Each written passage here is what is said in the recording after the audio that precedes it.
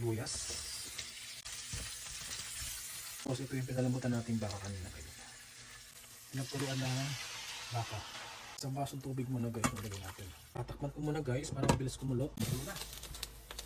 Babalik natin yung ating baka guys. Pero marami ng paminta yung pinakuluan kong baka kanina.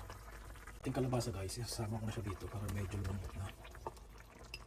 Palambutin lang natin saglit yung ating kalabasa. Ilalagay lang tayo ng isang bit cubes guys.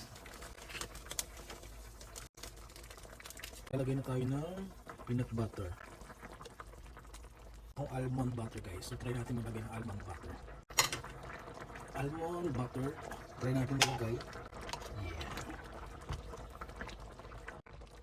So durugin lang natin. Then makikita nyo guys, lalapot din yung ating sauce. Ayoko ng sobrang malapot.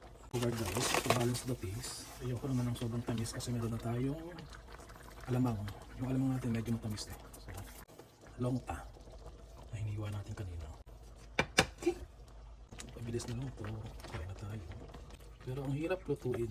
Napakahaba ng oras na gugugulin mo para lang ma-craving satisfied ka dito sa kare-kare.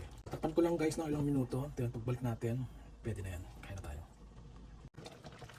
Ito na ako guys, at meron tayo ng lunch. Sakto lang yung ating sauce guys, hindi sobrang thick. Nahulog. Let's go, let's eat. Siyempre guys, meron tayong alamang bagoong Mayo Pesta.